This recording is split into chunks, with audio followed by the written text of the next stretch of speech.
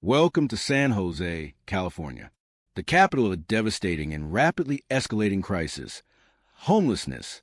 The latest data reveals a reality so shocking, so fundamentally at odds with the city's facade of prosperity. It forces us to confront an uncomfortable truth. The very engine of American innovation is fueling a humanitarian catastrophe right on its doorstep. We're going inside the crisis to meet the people the statistics represent, explore the policy failures, and understand what happens when an average home costs more than a human being can save in a lifetime.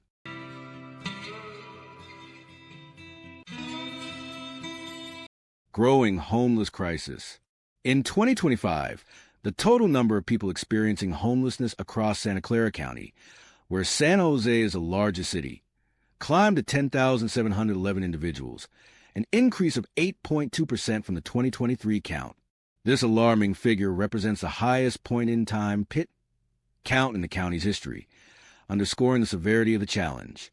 Within San Jose itself, the city reported 6,503 homeless residents. While some local officials have cited a modest slowdown in the growth rate within city limits, the overall county-level surge demonstrates that for every person housed, far more are falling into the crisis. The problem is also getting more severe. The number of chronically homeless individuals, those unhoused for a year or more with a disabling condition, spiked by 21% between 2023 and 2025, reaching 4,650 people countywide. Despite investments totaling hundreds of millions in prevention and housing initiatives, the system is struggling to keep pace, primarily because of one overwhelming foundational issue: housing unaffordability. Why?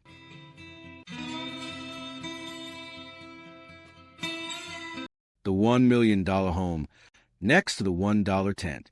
The sheer juxtaposition of wealth and poverty in San Jose is arguably the most shocking visual element of the crisis. The median sales price for a single-family home in the city hovers well over $1.5 million, placing homeownership firmly out of reach for most working families. This hyperinflated housing market means that even rental apartments are financially impossible for low and moderate-income residents. A key finding from recent reports highlights the stark economic pressure. A household needs to earn approximately 4 times the minimum wage just to afford the average market-rate apartment. In practical terms, this means that the working-class families and individuals providing essential services, from retail to healthcare support, are one major illness, one car breakdown, or one rent increase away from falling onto the streets. It is this proximity of extreme wealth, fueled by the tech industry, to abject poverty that makes the San Jose crisis so visually and morally jarring, with vast encampments appearing in the shadows of gleaming corporate camp. Uses. The human face. Meet Maria.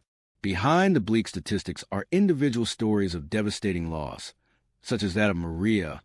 Maria is a former administrative assistant who became one of the approximately 58% of surveyed unhoused residents in Santa Clara County, reporting that this was their first time experiencing homelessness, a massive jump from just 34% in 2023. Her story perfectly illustrates the shift toward first-time homelessness driven by economic forces.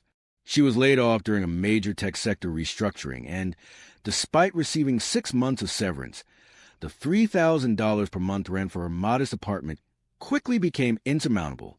Unable to secure new employment before her savings ran out, she and her teenage son, who was still attending high school, ended up living in their minivan. Maria represents a growing demographic of the newly unhoused, people without chronic issues of addiction or severe mental health challenges whose stability was simply crushed by the region's economic brutality. Her primary need isn't high-level mental health intervention. It's a key to an affordab. The working homeless. The working homeless are a hidden but significant part of San Jose's crisis, challenging the stereotype that all unhoused people are unwilling or unable to work. In fact, county surveys consistently find that a substantial percentage of the homeless population, upwards of 40%, report being employed or actively looking for work. These are people working at grocery stores, fast food chains, and as janitors, earning just enough to survive, but far too little to afford even a single room. The median monthly rent for a 2-bedroom apartment in the county now requires an annual income of over $120,000 completely eclipsing the wages of most service sector jobs.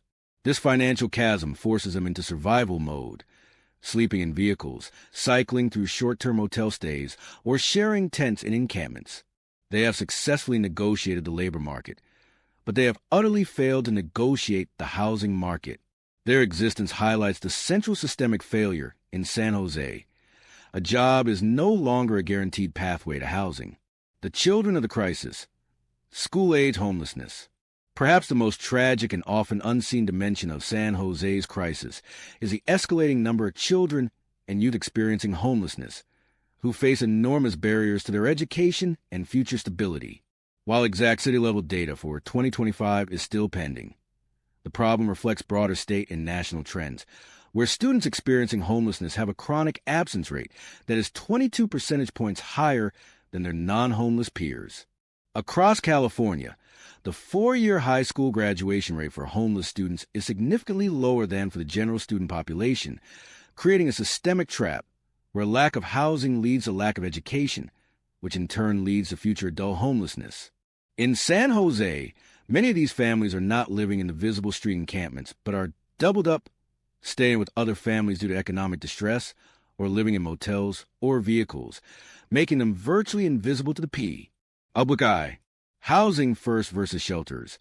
The San Jose strategy debate. The political and social response to the crisis in San Jose is dominated by a fierce philosophical and budgetary debate. Housing first versus shelter expansion. The housing first model, supported by decades of data, prioritizes placing individuals into permanent, subsidized housing without prerequisites like sobriety or employment, offering supportive services afterward. Advocates argue this is the only way to tackle the $4,650 chronically homeless population, as stable housing is the necessary foundation for recovery. This strategy is backed by large Measure A funds, which aim to create over 5,000 new affordable housing units. However, these projects are often slow, expensive, and face significant neighborhood opposition. In contrast, the shelter expansion approach, frequently championed by city leaders, focuses on immediate, visible problem by rapidly building more temporary shelters and quick-build modular units. Proponents point to the immediate dignity and safety it offers and the ability to clear public encampments. For example, San Jose has been successful in increasing its sheltered population to over 2,500 people. The debate hinges on resources. Should scarce funds be used for expensive, long-term permanent supportive housing for a few, or for cheaper, faster, temporary shelter beds for many? Critics of the shelter model argue it's a costly holding pattern that doesn't solve homelessness, while critics of the housing first model argue it takes too long to deliver results and leaves thousands unsheltered now. Ultimately, the San Jose strategy in 2025 is a difficult balancing act, attempting to satisfy the long-term, systemic needs of the chronically homeless, while simultaneously trying to manage the public health and safety needs of a rapidly increasing, newly unsheltered population.